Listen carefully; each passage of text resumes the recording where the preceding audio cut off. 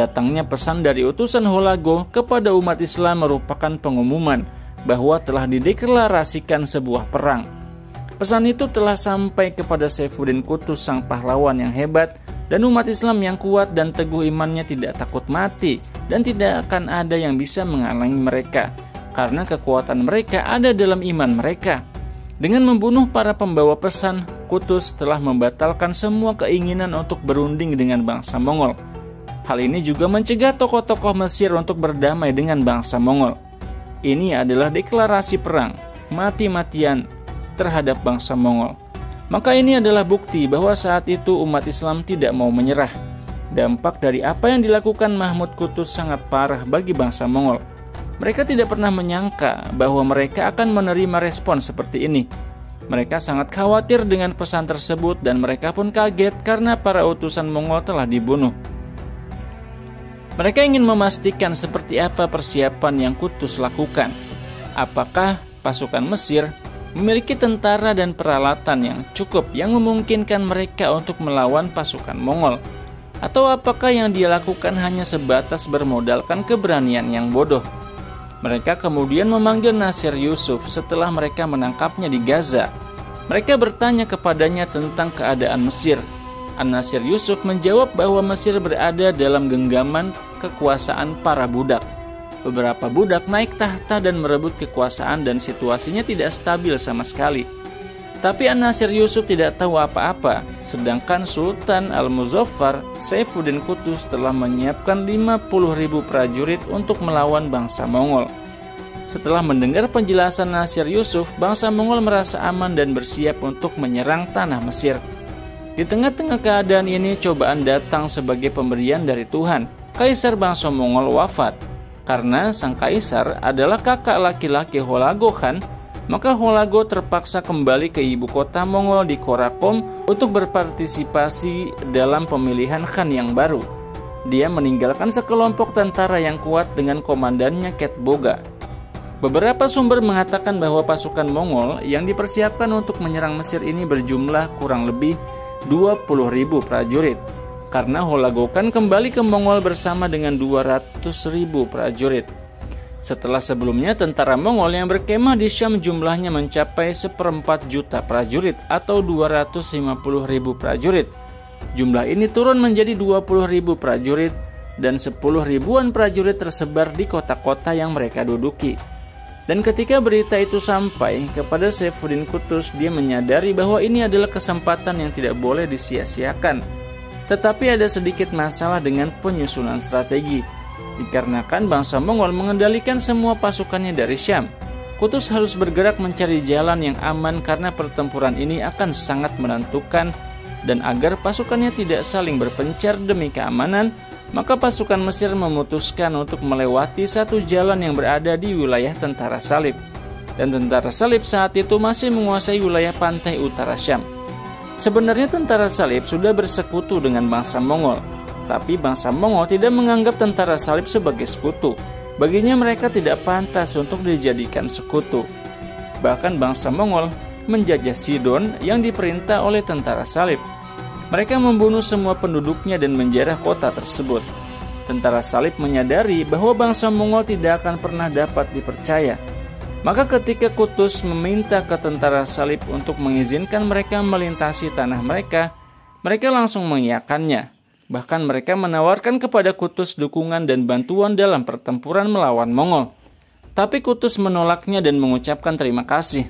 Qutuz merasa bahwa pasukan muslim sudah cukup kuat dan tidak memerlukan bantuan untuk saat ini. Dan pada saat tentara Salib mengetahui jumlah pasukan Islam yang dibawa oleh Saifuddin Qutuz berjumlah 50.000 prajurit, mereka menyadari bahwa lebih baik untuk tidak memusuhi Raja Mesir ini. Ketika itu, tentara Salib berada dalam kondisi yang sangat buruk, sehingga tidak akan mampu menghadapi pasukan Mesir yang dipimpin para jenderal Mamluk. Dan nantinya, ketika Baybars memimpin Daulah Mamlukiyah setelah kepemimpinan Saifuddin Qutuz, dia akan memulai dengan menghancurkan benteng tentara Salib satu persatu. Maka karena besarnya kekuatan pasukan muslim Mesir yang dipimpin Saifuddin Qutuz saat itu, tentara Salib tidak berani mengkhianati para jenderal Mamluk, karena mereka tidak akan mampu membalas serangan pasukan Mesir. Akhirnya mereka pun setuju untuk mendukung pasukan Saifuddin Qutuz untuk menghadapi pasukan Mongol. Qutuz pun melintasi tanah mereka dengan aman dan damai. Qutuz mengembangkan strategi perang. Dia memutuskan untuk menuju Gaza terlebih dahulu dan menghancurkan pasukan Mongol yang ada di sana. Lalu dia pergi ke jalan pesisir dan melintasi tanah tentara salib yang sudah dalam keadaan aman hingga mencapai Syam. Bangsa Mongol dikejutkan oleh datangnya pasukan Qutuz saat mereka berada di tengah Syam. Lalu mereka memilih medan perang yang akan dipakai untuk melawan bangsa Mongol. Umat Islam telah sampai ke medan perang lebih dulu sebelum bangsa Mongol tiba. Saifuddin Qutuz pun mengistirahatkan pasukannya sebelum melakukan penyergapan yang ketat terhadap bangsa Mongol. Qutuz membagi pasukannya menjadi 2 divisi. Bagian pertama yaitu bagian depan yang di dalamnya terdapat pasukan khusus terbaik. Bagian kedua adalah pasukan yang jumlahnya besar. Pasukan terdepan dipimpin oleh petarung terbaik yang dimiliki pasukan Mamluk, yaitu Baibars al-Bundukdari. Dengan matanya yang tajam, dia memiliki sakit sebenarnya di salah satu matanya, tapi itu tidak mengurangi statusnya sebagai salah satu komandan perang terbaik di dalam sejarah umat Islam. Bahkan ada yang mengatakan bahwa dialah yang akan menghancurkan bangsa Mongol di Ain Jalut melawan puluhan musuh sendirian. Pasukan barisan depan yang dipimpin oleh Baibars al-Bundukdari mulai bergerak menuju Gaza. Kemudian masuklah pasukan Mamluk dan pasukan Muslim pun berhasil menghancurkan bangsa Mongol yang berada di Gaza. Tidak satupun dari bangsa Mongol yang keluar hidup-hidup kecuali beberapa orang.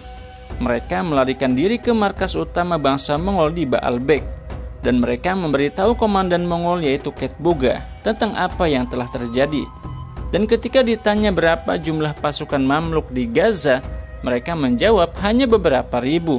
Hal ini membenarkan apa yang dikatakan An-Nasir Yusuf bahwa tentara Mesir sangat sedikit, lemah dan mudah diadu domba. Ketboga mengira bahwa jumlah pasukan tersebut adalah seluruh pasukan Mamluk yang disiapkan oleh Qutuz. Tapi ia tidak menyadari bahwa di belakang pasukan tersebut terdapat pasukan laskar pejuang yang lebih besar lagi, yang dipimpin oleh seorang pemimpin Muslim legendaris bernama Saifuddin Qutuz. Bangsa Mongol mulai mencari Baibars dan kelompoknya tanpa mengetahui kekuatan pasukan Mamluk yang sebenarnya. Tapi Baibars tahu bahwa ia sedang diintai dan membiarkan itu terjadi supaya mereka berpikir bahwa itu merupakan seluruh pasukan Muslim. Dan ketika Baibars telah sampai di daratan Ain Jalut, dia memeriksa pasukannya. Seorang pengintai Mongol segera kembali ke markas Ketboga untuk memberitahukan bahwa umat Islam sudah sampai di Ain Jalut. Setelah pengintai bangsa Mongol pergi dari Ain Jalut, seluruh pasukan Muslim pun tiba di Ain Jalut di bawah pimpinan Saifuddin Qutuz. Dan bangsa Mongol tidak mengetahui keberadaan mereka sama sekali. Saat itu Ketboga memimpin sendiri pasukannya yang berjumlah 20.000 prajurit. Dia mengira akan menghadapi beberapa ribu pasukan Mamluk yang dipimpin oleh Baibars yang merupakan wakil Raja Mesir. Ketboga meyakini bahwa Qutuz mengirim salah satu komandannya tersebut karena ia takut untuk keluar berperang dan lebih memilih untuk tinggal di Mesir. Rencana Qutuz untuk menipu bangsa Mongol adalah salah satu strategi perang yang terhebat yang pernah dilakukan oleh umat Islam sepanjang sejarah. Ketika Qutuz sedang mempersiapkan pasukan untuk berperang, ia menerima sebuah pesan yang sangat penting. Pesan itu berasal dari salah satu Muslim yang sangat pemberani, yaitu Aibak, yang sebagian besar menganggapnya bahwa dia merupakan pengikut bangsa Mongol. Yang isi pesannya adalah dia meminta bantuannya untuk membebaskannya karena dia sedang ditawan oleh bangsa Mongol. Dan dalam surat tersebut, Qutuz mendapat informasi penting tentang Mongol. Dia memberitahukannya bahwa Holago telah menarik kembali sebagian besar pasukan Mongol dan sedang kembali ke ibu kota untuk melantik kaisar yang baru. Dan dia hanya meninggalkan satu kelompok pasukan di Syam. Dan kekuatan bangsa Mongol tidak sekuat biasanya. Maka jangan takut kepada mereka. Dia juga memberitahukan bahwa sisi kanan bangsa Mongol lebih kuat dari sisi kiri mereka. Ia menyarankan untuk memperkuat bagian sayap kiri pasukan Muslim agar mampu melawan sisi kanan Mongol yang kuat. Dia juga memberitahukan bahwa Al-Ashraf Al-Ayubi yang sebelumnya telah mempunyai janji setia kepada bangsa Mongol kini telah menyesal.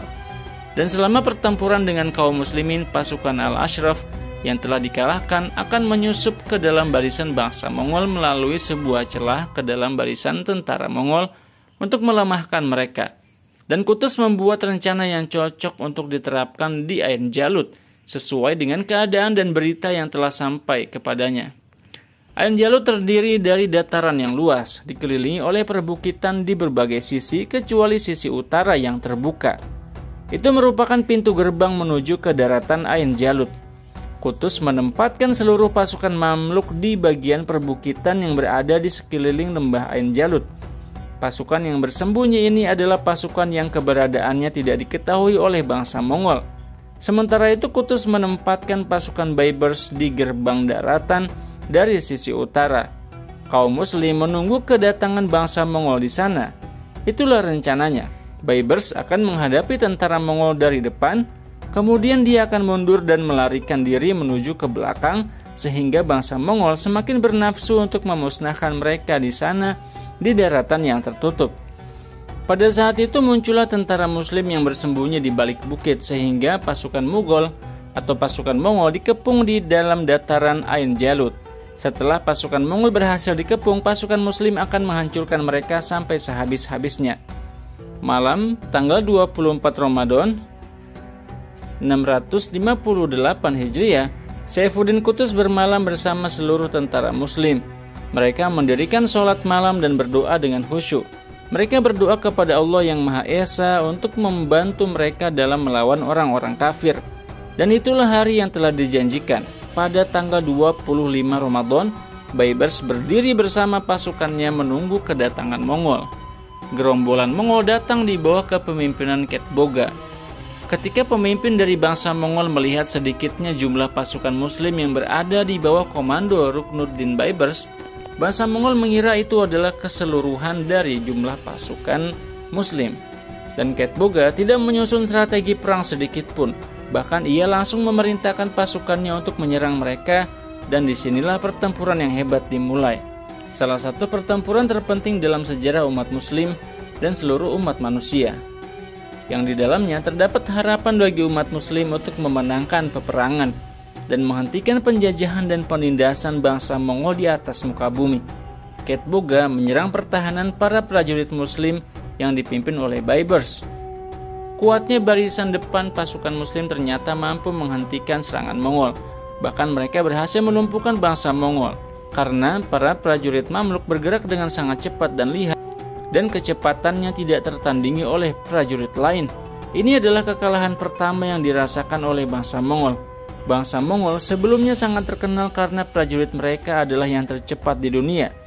Tetapi mereka dibuat heran karena para prajurit bisa bergerak lebih cepat dari mereka, dan serangannya juga jauh lebih akurat daripada serangan mereka. Para prajurit Muslim melemparkan tombak dan anak panah mereka dari atas punggung kuda mereka. Pasukan Muslim mengincar pertahanan depan bangsa Mongol agar pasukan Mongol terbagi menjadi dua bagian. Tentunya ini adalah teknik yang sangat sulit untuk dilakukan. Belum ada yang bisa menguasai teknik ini kecuali para prajurit Mongol. Tapi kali ini mereka dibuat kaget dan panik ketika mereka melihat para prajurit Mamluk mampu menguasai teknik tersebut dengan lebih baik dibandingkan mereka. Setelah terheran-heran, komandan Mongol langsung memerintahkan pasukannya untuk segera mundur guna mengatur ulang barisan mereka dan untuk membangkitkan semangat mereka. Setelah mengatur sebuah rencana baru yang berbeda, pasukan Mongol akhirnya menyerang lagi. Baibars dan para prajurit Muslim juga sudah siap untuk menyerang pasukan Mongol dengan strategi baru mereka. Ketboga menyerang pasukannya dengan serangan yang membabi buta dan lebih kuat dari serangan yang pertama. Namun meskipun serangan bangsa Mongol sangat hebat, Saifuddin Qutuz berkomunikasi dengan Baibars selama pertempuran berlangsung melalui genderang perang. Dia memberinya aba-aba untuk memulai mundur ke daratan agar bisa memancing pasukan Mongol yang ada di belakangnya. Baibars mulai mundur secara teratur hingga akhirnya pasukan Mongol masuk seluruhnya ke dalam jebakan di Ain Jalut. Saifuddin Qutuz segera mengirimkan pasukan khusus yang kuat untuk menutup jalan pintu masuk. Kemudian dia memberi perintah kepada para tentara Muslim yang ada di atas perbukitan untuk melancarkan serangan secara habis-habisan terhadap bangsa Mongol. Bangsa Mongol saat itu telah dikepung dari semua sisi dan mereka masuk ke dalam perangkap bagaikan seekor tikus yang jatuh ke dalam perangkap. Dan ketika komandannya menyadari jebakan yang telah dia masuki, dia dan anak buahnya mulai bertarung bagaikan orang gila, berusaha keras untuk membuka pengepungan agar ada celah untuk menyelamatkan hidup mereka. Dan bangsa Mongol sangat terkejut dengan strategi dan persiapan yang dilakukan oleh pasukan Mamluk yang ternyata jumlahnya bertambah menjadi 3 kali lipat banyaknya dalam sekejap mata. Pertempuran berlangsung semakin sengit dan semakin sulit bagi kedua belah pihak. Dan di tengah-tengah pertarungan sengit ini, apa yang dikatakan oleh Alibak pada tempo hari kepadanya kini terbukti, yaitu pesan tentang kelemahan dan kekuatan tentara Mongol. Bangsa Mongol mulai menyerang pertahanan di sebelah kanan kaum muslimin, hingga akhirnya pasukan sayap kanan umat Islam mulai mundur karena serangan besar dilancarkan oleh bangsa Mongol. Hingga formasi di bagian kanan menjadi bentuk bulan sabit, dikarenakan serangan pasukan Mongol mulai masuk ke dalam barisan mereka. Kini kemenangan umat Islam menjadi taruhannya. Ketika Saifuddin Qutuz melihat kekalahan yang genting di sisi bagian kanan, dia bergerak dan pindah bersama sekelompok prajurit untuk membantu pasukan sayap kanan. Saking semangatnya sampai-sampai dia meletakkan helmnya di tanah dan berlari untuk ikut menyerbu dalam peperangan. Dia berteriak dan menyerukan, "Islam, Islam!" seraya berdoa kepada Allah yang Maha Besar, "Wahai yang Maha Bijaksana, tolonglah hambamu Qutuz ini dalam melawan musuh agamamu." Dia mulai bertempur dan belum ada yang pernah melihatnya seganas itu sebelumnya. Maka kobaran semangat kaum muslimin di sayap bagian kanan pun kembali menyala, dan mereka melancarkan serangan yang sangat kuat terhadap pasukan Mongol. Sehingga bagian sayap kiri pasukan Mongol pun mulai mundur dan dibuat terseok-seok karenanya. Dan pasukan muslim pun mulai membantai orang-orang Mongol, sebagaimana mereka membantai domba-domba betina. Dan serangan sayap kiri Mongol pun dapat berhenti sejenak atas izin Allah, dan akhirnya kaum muslimin mampu memukul mundur serangan yang sangat dahsyat ini. Dan Qutuz menyadari bahwa ini adalah pertahanan terakhir bangsa Mongol. Apabila serangan ini berhasil untuk memukul mundur pasukan Mongol, maka bangsa Mongol akan hancur dan binasa. Dia memerintahkan semua sisa pasukan dari pasukan muslim untuk menembus pasukan di bagian sayap kiri Mongol. Dan sayap kiri Mongol pun mulai mundur dan kalah secara perlahan. Kaum muslimin telah berhasil memegang kendali atas perang tersebut. Maka mereka memulai serangan secara menyeluruh terhadap orang-orang Mongol, dan di tengah berlangsungnya perang yang mengerikan ini, muncullah seorang prajurit muslim bertopeng, biru matanya, dan dia adalah seorang pria dari prajurit Mamluk yang paling terampil dalam sejarah mereka. Ternyata ia sudah dari tadi mengintai salah satu ksatria Mongol untuk ditebas kepalanya, dan pada kesempatan yang tepat berlari menuju Ketboga untuk membunuhnya, dan dia berteriak dengan suara yang sangat keras, "Dengan namamu ya Allah, dengan namamu ya Allah, ya Allah." Maka putuslah tangan Ketboga yang masih memegang pedang, dan juga di sisi lain bagaikan anak panah yang menghujam, dia memukul Ketboga dengan pedangnya dengan pukulan yang mematikan. Kemudian dia membanting Ketboga ke arah pegawainya. Ketika ia ingin melarikan diri, Jamaluddin Aqush menombaknya di tengah lehernya. Kemudian jatuhlah dia di atas tanah dan mati. Kemudian Jamaluddin Aqush terus melanjutkan serangan menghadapi bangsa Mongol. Kemudian ia membunuh pemimpinnya dan membunuh pasukan mereka satu persatu dengan sebuah pemandangan yang tidak akan ada lagi yang menyerupainya di masa-masa selanjutnya. Melihat keberanian dan ketenangan pasukan muslim, orang-orang Mongol tercengang dan kaget. Bagaimana mungkin satu orang prajurit bisa mengalahkan pemimpin mereka dan para pengawalnya, padahal mereka dikenal sebagai pasukan khusus dan yang terbaik di dalam tentara Mongol. Dan setelah pasukan Mongol menyaksikan perlawanan dan kekuatan kaum muslimin dan keberanian mereka dalam berperang, pasukan Mongol menyadari bahwa mereka tidak memiliki kesempatan untuk menang. Bangsa Mongol pun mulai melarikan diri, namun sayangnya tidak ada tempat untuk melarikan diri. Qutuz telah menutup celah jalan di Ain Jalut dengan pasukan yang kuat yang telah lama menunggu para prajurit yang akan kabur dengan panah yang sudah siap di depan mata mereka. Maka bangsa Mongol tidak bisa lari dari pertempuran Ain Jalut. Mereka tidak mampu untuk membuka celah dari pengepungan ini. Pada akhirnya Al-Muzaffar Qutuz mengeluarkan perintah untuk membantai para tentara Mongol yang masih tersisa di Ain Jalut.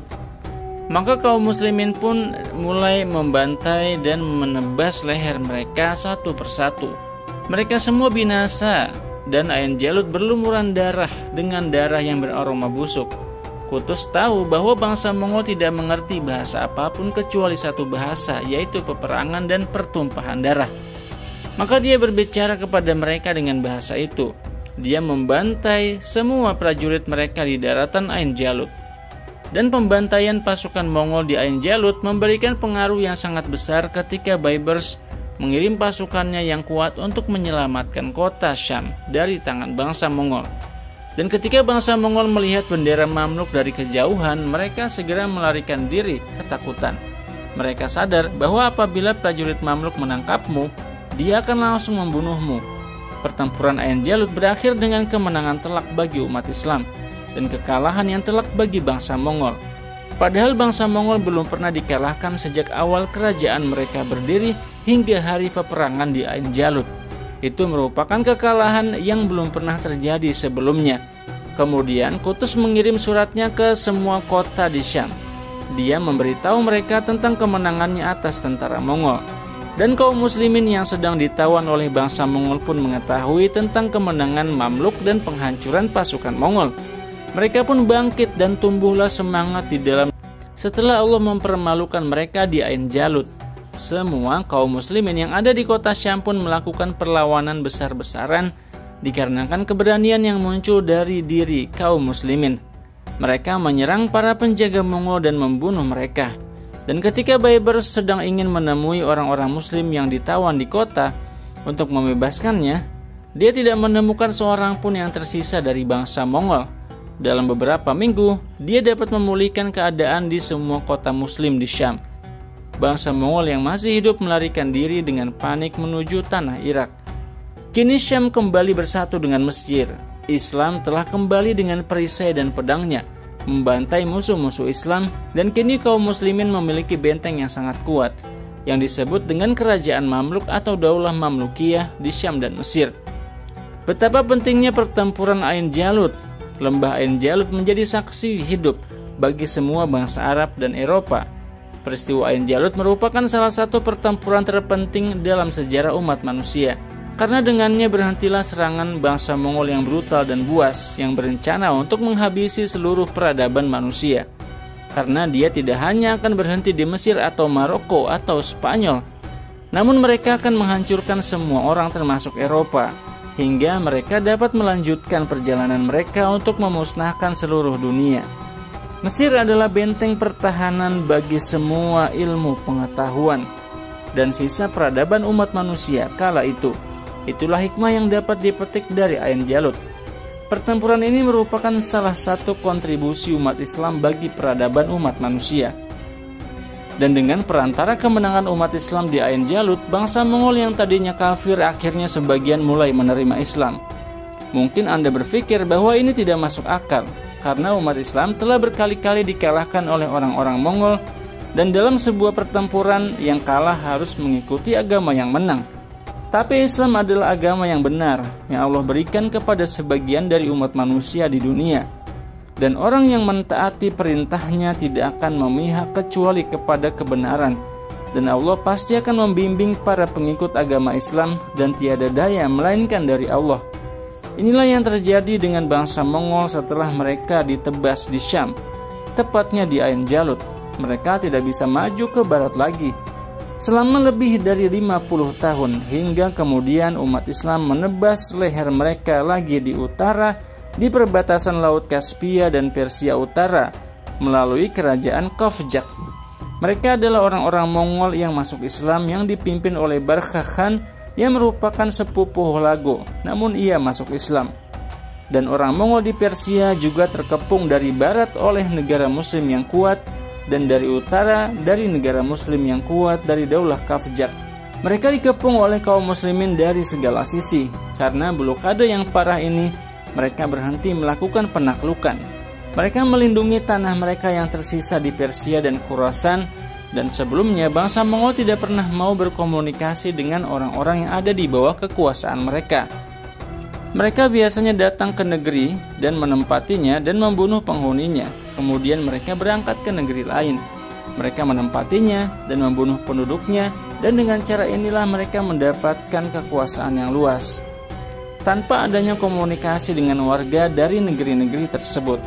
Namun kekalahan mereka di utara dan kekalahan mereka di barat di tangan kaum Mamluk membuat mereka berpikir dan mulai memperhatikan wilayah yang mereka kuasai.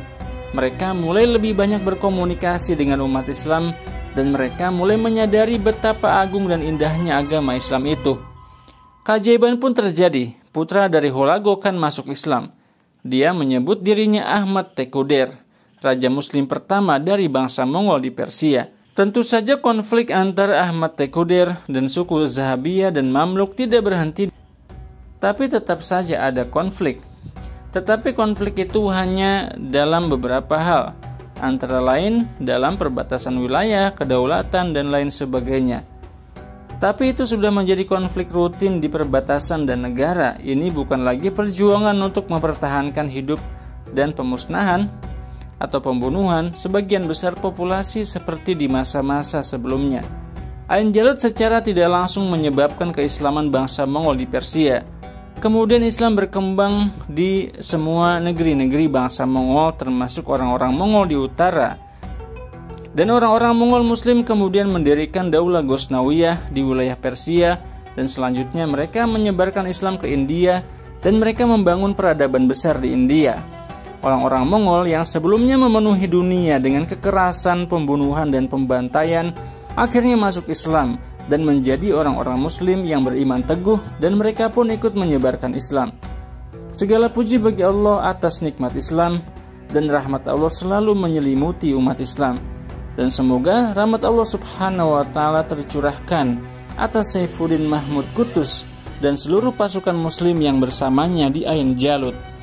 Terima kasih Anda sudah menonton video ini sampai habis, dan sampai ketemu lagi di video selanjutnya insyaallah.